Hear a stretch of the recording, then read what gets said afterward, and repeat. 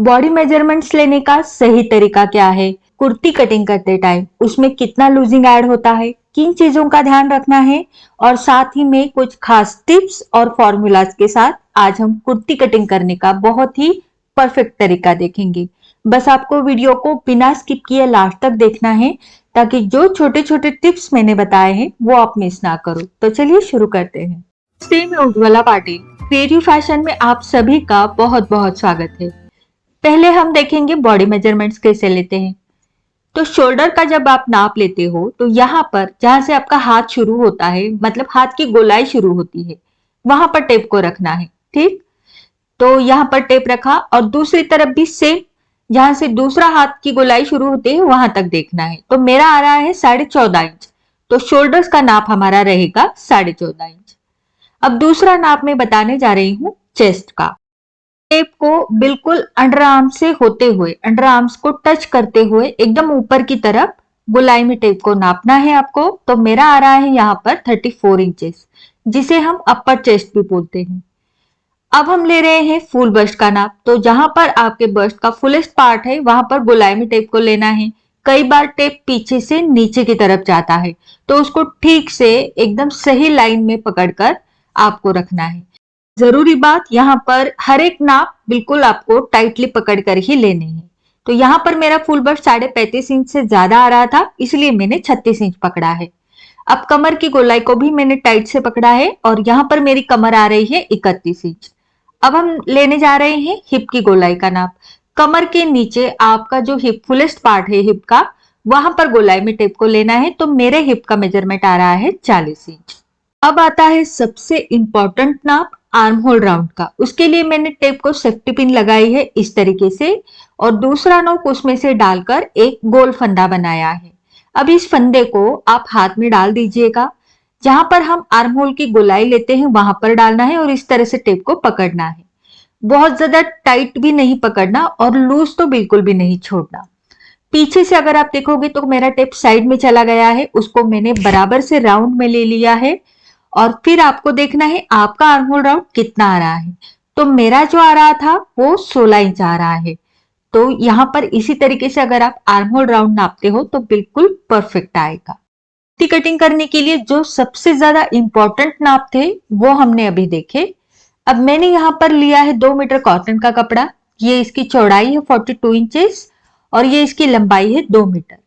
मैं यहाँ पर कुर्ती की लंबाई ज्यादा नहीं रखूंगी, इसीलिए मैंने 2 मीटर कपड़ा लिया है। आपका अगर ज्यादा लंबाई है तो आप 2.5 मीटर कपड़ा लीजिए। तो मैंने पहले लंबाई में फोल्ड किया और अब मैं इसे चौड़ाई में फोल्ड कर रही हूँ। चौड़ाई में कितना फोल्ड करना है, तो आपका जितना भी हिप साइज है, जैसे कि मेरा 40 इंच था, उसका चौथा भाग 10 इंच हुआ, उसमें 2 इंच एक्स्ट्रा का ऐड करेंगे और मार्किंग करेंगे। मार्किंग मैंने कर दिया। अब बराबर से उसी मार्किंग के ऊपर हमें कपड़े को फोल्ड करके लेना है। ये हो गया कपड़ा फोल्ड। अब जो एक्स्ट्रा का आगे की तरफ कपड़ा है उसे हम कट कर देंगे।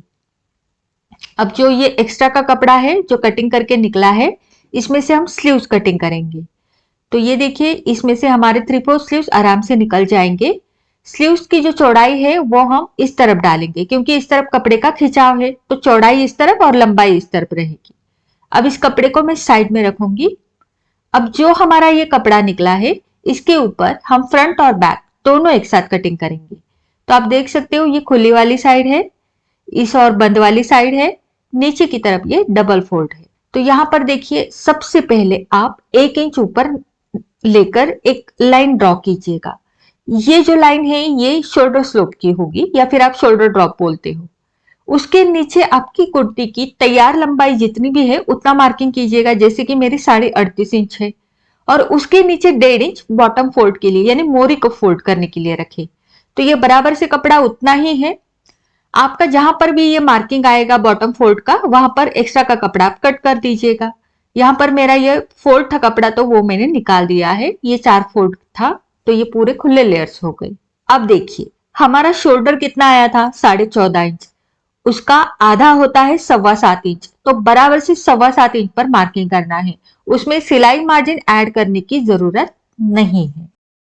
अब देखिए, आर्म होल कितना लेना है, तो जितना भी आपका शोल्डर है, जैसे मैंने 7.25 इंच पर नाप डाला है, तो आर्म होल की लंबाई भी हम उतनी ही रखेंगे, क्योंकि हमें पता नहीं है कि हमारे आर्म होल राउंड के अनुसार हमें कितनी लंबाई रखनी है। तो ऐसे में जितना आपका शोल्डर का नाप डाला है आपने, उतनी लंबाई की आर्म होल की लाइन बना दीजिए।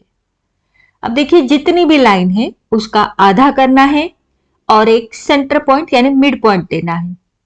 और यहां से सभी साइजेस में आप 1 इंच तिरछा ले सकते हो और यहां पर आर्म होल की गोलाई दे दीजिएगा। ये गोलाई यहां से होते हुए यहां हल्का सा मैंने अंदर की तरफ से लेते हुए दी है। अब चेस्ट कितना है हमारा, 34 इंच आया था, उसका चौथा भाग हो गया 8.5 इंच और उसमें 1/4 इंच का लूजिंग डाल दो, तो 9.25 इंच पर मैंने यहाँ पर मार्किंग कर दिया। अब आर्म होल की गोलाई नापेंगे और तय करेंगे कि आर्म होल हमें कितना रखना है। आर्म होल की गोलाई हमारी कितनी आई थी, 16 इंच, उसमें 1 इंच का लूजिंग डलेगा, तो कितना हो गया, 17 इंच। 17 इंच का आधा कितना होता है, 8.5 इंच। लेकिन मेरा जो नाप आया है यहाँ पर ये सिर्फ 8.25 इंच है। इसका मतलब ये हुआ कि मुझे आर्म होल की लंबाई और थोड़ी सी बढ़ानी है। तो मैंने 1/4 इंच यानी 1/4 इंच नीचे की तरफ लंबाई बढ़ा दी और जो कॉर्नर आया वहां से मैंने फिर से 1 इंच तिरछा लिया है और फिर से आर्म होल की गोलाई दे दी, यानी ये दूसरा शेप तैयार किया, क्योंकि पहली वाली गोलाई कम पड़ रही थी। यहां से फिर से मैंने चेस्ट का चौथा अधिक 1/4 इंच नापकर मार्क किया है और वहीं से मैं ये दूसरी वाली गोलाई जो हमने अभी बनाई है वो नाप लूंगी। तो हमें कितना आना चाहिए, 8.5 इंच आना चाहिए। तो अब देखते हैं, तो ये बराबर से 8.5 इंच आ गया, मतलब हमें हमारे साइज अनुसार आर्म होल की लंबाई मिल गई। अब ये हमारी फिक्स लाइन होगी, तो इसको मैं डार्क कर देती हूँ। तो इसी मेथड से आप अपने साइज का आर्म होल का नाप निकाल सकते हो। अब ये चेस्ट लाइन मैंने बना दी। अब इस चेस्ट लाइन के नीचे हमें कमर की लंबाई का नाप डालना है। तो आप हर साइज के लिए 7.5 इंच नीचे जा सकते हो कमर की लंबाई के लिए। अगर आपकी हाइट ज्यादा है तो आप 8 इंच नीचे मार्किंग कीजिएगा। तो मेरी हाइट ज्यादा है इसीलिए मैंने यहाँ पर 8 इंच नीचे मार्क किया है और कमर की लंबाई की लाइन बना दी। अब कमर की लंबाई की लाइन के नीचे 7 इंच जाएंगे सभी साइजेस के लिए। तो 7 इंच नीचे हमारी आएगी स्लिट की लाइन। तो यहां पर भी मैंने लाइन बना दी। देखिए, ये चेस्ट लाइन, उसके नीचे वेस्ट लाइन, उसके नीचे स्लिट लाइन और सबसे नीचे बॉटम लाइन होगी यानी मोरी होगी। तो ये सारे लंबाई के नाप हमने डाल दिए हैं। अब हम देखेंगे, चेस्ट का नाप तो हमने डाल दिया है, अब हम कमर का नाप डालेंगे। कमर की गोलाई आई थी 31 इंच, चौथा भाग होता है 7.25 इंच, उसमें 1/4 इंच का लूजिंग जाएगा, तो टोटल मैंने 8.5 इंच पर मार्क किया है। हिप की गोलाई हमारी आई थी 40 इंच, उसका चौथा भाग होता है 10 इंच, तो उसमें कोई लूजिंग ऐड नहीं करना, बराबर से 10 इंच पर मार्क किया है और उसके बाहर स्लिट्स बनाने के लिए 1 इंच का मार्जिन रखा है। अब ये ऊपर का पॉइंट नीचे में आप तिरछे में जोड़ सकते हो या फिर सीधा भी बना सकते हो। तो मैं यहाँ पर तिरछा जोड़ रही हूँ, क्योंकि बॉटम का जो घेर है वो हमेशा हिप से 1 इंच ज्यादा रहेगा तो अच्छा रहेगा। तो इस तरीके से ये मैंने दोनों लाइंस जोड़ दिए और जो कमर का पॉइंट है वो हिप के पॉइंट को जोड़ दिया। अब ये दो पॉइंट्स कैसे जोड़ने हैं वो हम देखेंगे। इन दो पॉइंट्स के बीच में आता है हमारा फुल बस्ट का नाप, तो वो पहले हम देखेंगे। तो ये नीचे का हिस्सा मैंने फोल्ड कर लिया और यहां पर फोकस करेंगे। तो चेस्ट लाइन और वेस्ट लाइन के बीच में हमारी फुल बस्ट की लाइन बनेगी। तो सभी साइजेस में आप चेस्ट लाइन के नीचे 3 इंच जाइएगा, आपको आपकी फुल बस्ट की लाइन का मार्किंग मिल जाएगा। तो इस तरह से आपको मार्किंग करना है।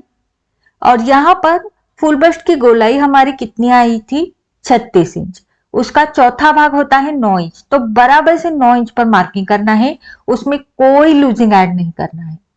अब जब आप चेस्ट और वेस्ट का पॉइंट जोड़ोगे तो उस लाइन के ऊपर आपका ये फुल बस्ट का पॉइंट आना चाहिए, आना ही चाहिए। अंदर की तरफ जाएगा तो चलेगा लेकिन लाइन के बाहर ना जाए। अब मैं देख रही हूं तो इन दो लाइंस, ये जो दो पॉइंट्स है उस लाइन के बीच में ये पॉइंट आ रहा है, तो ये ठीक है, अच्छी बात है, इससे हमारा फिटिंग बिल्कुल परफेक्ट आएगा। तो पहले मैं लाइन खींच देती हूँ और फिर आगे का हम समझा देंगे। तो लाइन मैंने बना दी। अब आपने देखा फुल बस्ट का पॉइंट हमारा आ रहा है, लेकिन अगर आपकी कमर का साइज कम है, जैसे हमारा 31 इंच था यहाँ पर, अगर मेरा कमर का साइज यहाँ पर 28 इंच रहता तो क्या होता है, 28 का चौथा भाग होता है 7 इंच, उसमें पौना इंच का लूजिंग, तो कितना हो गया, पौने 8 इंच पर मार्किंग आता। अब इस केस में ये अगर मैं वेस्ट का पॉइंट और चेस्ट का पॉइंट मिलाती हूँ लाइन जोड़कर, तो क्या ये फुल बस्ट का पॉइंट उस लाइन के ऊपर आएगा? नहीं आएगा, ये पॉइंट बाहर जा रहा है। तो अगर मैं ये लाइन बनाती हूँ तो फुल बस्ट में मेरी कुर्ती टाइट हो जाएगी। तो यहाँ पर आप देख सकते हो, ये मैंने हल्के हल्के लाइन बनाई है, तो आप देख सकते हो पॉइंट बाहर की तरफ जा रहा है, मतलब यहाँ पर मेरा फुल बस्ट में कुर्ती टाइट होगा ही होगा, बिल्कुल भी फिटिंग अच्छा नहीं आएगा। अब ऐसे में हम क्या कर सकते हैं, नीचे का फिटिंग भी आपका अच्छा आएगा, वेस्ट का, ऊपर का आर्म होल का फिटिंग अच्छा आएगा, लेकिन बस्ट में अगर कुर्ती टाइट होती है तो पूरा कुर्ती का फिटिंग खराब हो सकता है। तो इस केस में क्या होता है, इस केस में आप एक तो वेस्ट में डार्ट ले सकते हो 1 इंच का, 1 इंच का डार्ट अगर ऐड कर कर मार्क करते हो आप बाहर की तरफ, तो आपका पॉइंट बराबर से लाइन के ऊपर आएगा। और वेस्ट में डार्ट लोगे तो फिटिंग भी अच्छा आएगा। लेकिन बहुत सारे लोगों को वेस्ट में डार्ट भी नहीं लेना है, कुर्ती का फिटिंग भी आपको अच्छा चाहिए। तो ऐसे में कुर्ती कटिंग करने का अलग तरीका है।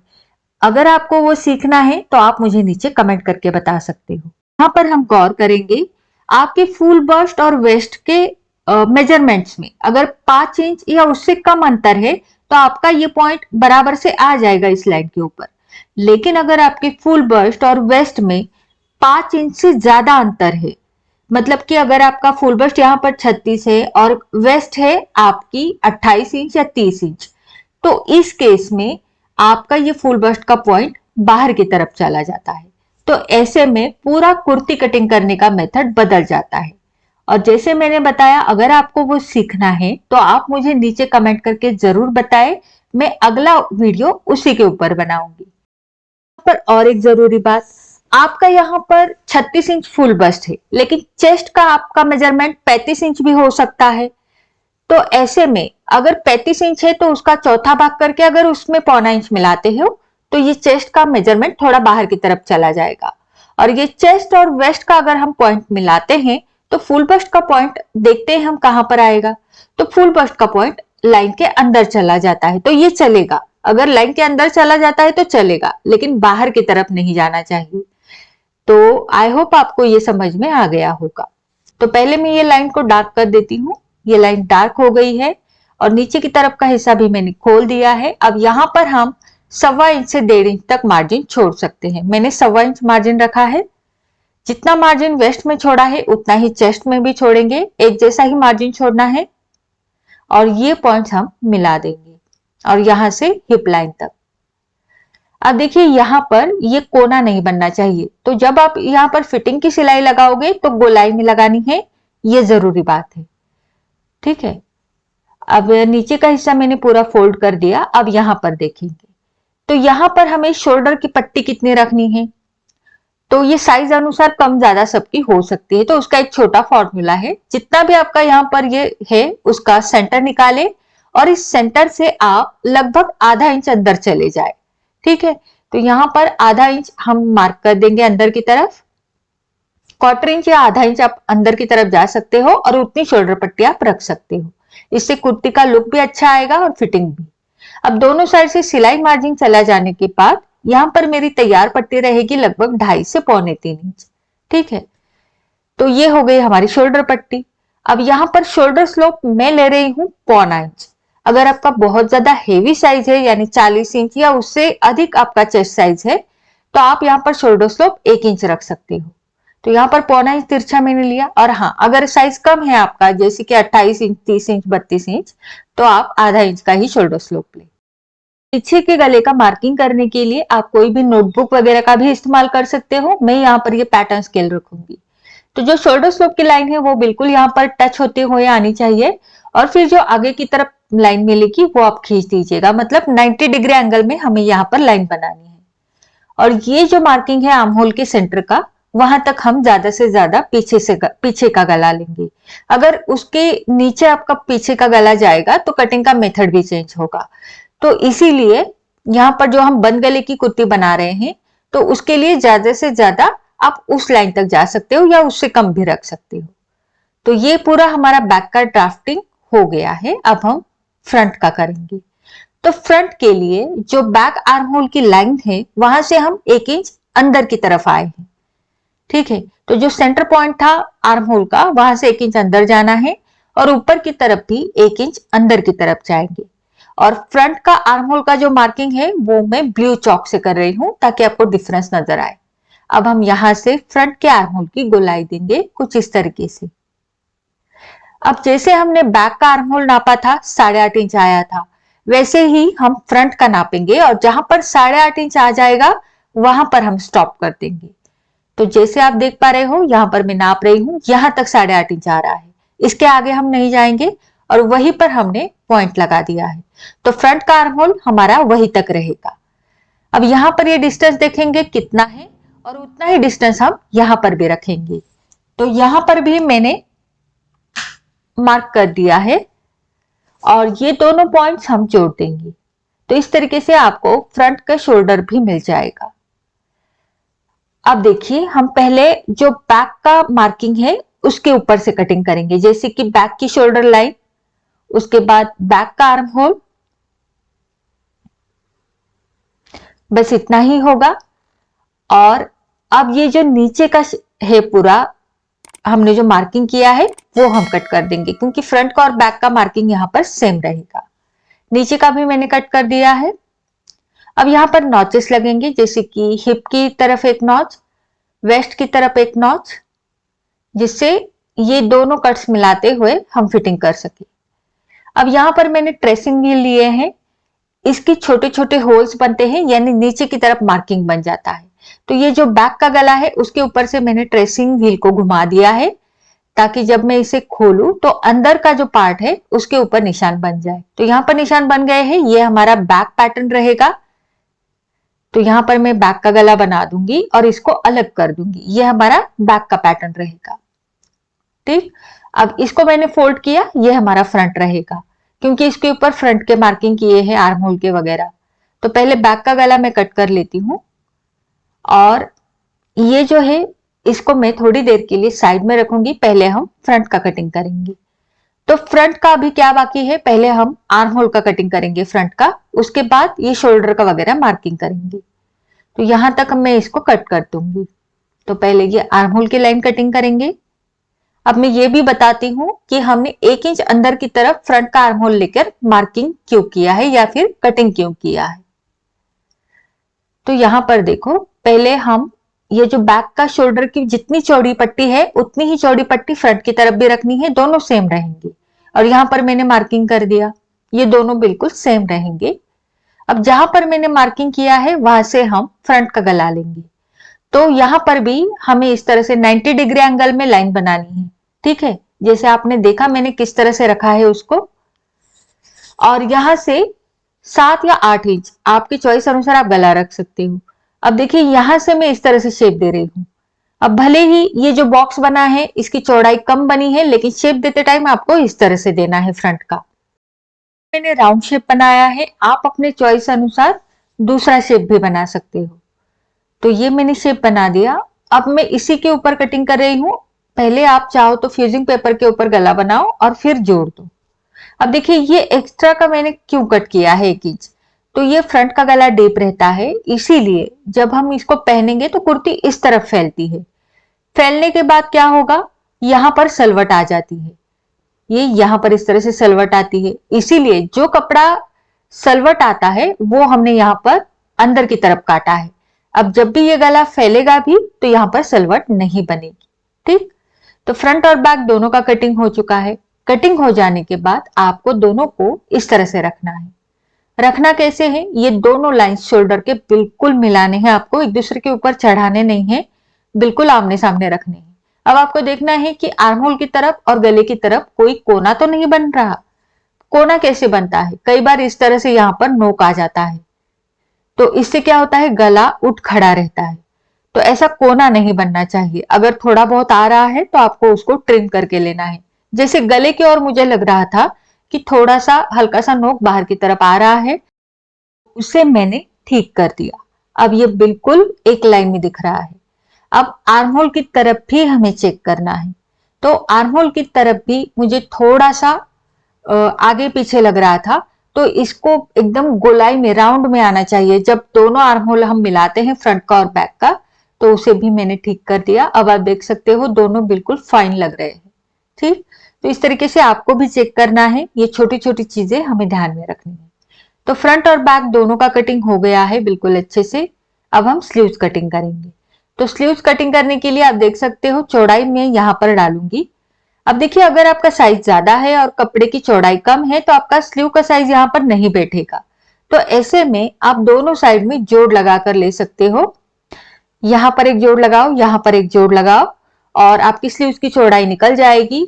और अगर आपको जोड़ नहीं लगाना है तो कुर्ती के लंबाई के नीचे आपको और एक्स्ट्रा कपड़ा लेना है जहां पर आप स्लीव्स कटिंग कर सको। मतलब आपको 2.5 से 3 मीटर कपड़ा लग सकता है अगर आपका साइज ज्यादा है। अब ये साइड से निकला हुआ कपड़ा है और यहाँ पर मेरी स्लीव्स की चौड़ाई बैठ रही है, तो यहाँ पर मैं 3/4 स्लीव्स बना लूंगी। पहले मैंने स्लीव्स की लंबाई का मार्क किया है 16 इंच। अगर मैं तैयार लंबाई चाहती हूँ तो 2 इंच हम एक्स्ट्रा लेंगे। 1.5 इंच बॉटम फोल्ड करने में जाएगा और आधा इंच ऊपर आर्म होल जोड़ने में जाएगा। तो लंबाई हमारी निकल चुकी है। अब हम कैप हाइट का मार्किंग करेंगे। तो कैप हाइट जो होती है वो हमारे चेस्ट का जितना भी साइज है उसका 8वां भाग लेंगे हम। तो जैसा मेरा 34 इंच चेस्ट साइज है, 8वां भाग हुआ 4.25 इंच। तो 4.25 इंच पर कैप हाइट आ गई। अब आर्म होल राउंड हमारा कितना आया था, जैसे कि हमारा बॉडी के ऊपर 16 इंच आया था, उसमें 1 इंच का लूजिंग डालकर 17 इंच हुआ और 17 इंच का आधा किया तो 8.5 इंच हुआ। तो 8.5 इंच को मैंने इस तरह से यहाँ पर रख दिया है और इस लाइन के ऊपर मार्किंग कर दिया। अब इसके बाहर 1 इंच या 1.25 इंच जितना भी है वो मार्जिन रखा है मैंने। अब देखिए, अगर आपका नहीं बैठ रहा तो आप यहाँ पर जोड़ भी लगा सकते हो जैसा मैंने बताया। अब नीचे की तरफ 5.5 इंच 6 इंच जितना भी है आपका उतना मार्क कर दीजिएगा मोहरी का और ये दोनों लाइंस आप मिला दीजिएगा। ये वैसे भी ये 3/4 स्लीव्स थोड़े से लूजिंग में ही रहते हैं अगर हम कुर्ती में बना रहे हैं तो। अब यहाँ से सभी साइजेस में आप 1.25 इंच मार्क कर दीजिएगा और ये दोनों पॉइंट्स जोड़ दीजिएगा। अब इस लाइन का मिड पॉइंट निकालेंगे और यहाँ पर मार्क करेंगे। अब ये जो मिड पॉइंट निकाला है उसका भी फिर से एक बार एक मिड पॉइंट निकालेंगे और यहां पर मार्क करेंगे। ठीक, अब ये जो मिड पॉइंट है इसके ऊपर आधा इंच जाएंगे और एक छोटा सा पॉइंट लगाएंगे और यहां पर हम आर्म होल कर्व की मदद से स्लीव का शेप देंगे। बहुत सुंदर शेप आता है, आप जरूर ट्राई करें। तो इसको इस तरह से रखना है। देखिए, ये तीनों पॉइंट्स उसके ऊपर आ गए और ये गोलाई बना दी। अब यहां पर देखो, इन दो पॉइंट्स के बीच में एक छोटा सा पॉइंट और दिया है। ठीक है, वहां से बस इसको इस तरह से नीचे की तरफ लेना है। आप देख सकते हो वीडियो में मैंने किस तरह से लिया है। इस तरह से लेना है और ये हो गया फ्रंट के लिए शेप। ये बहुत ही सिंपल तरीका है स्लीव्स कटिंग करने का।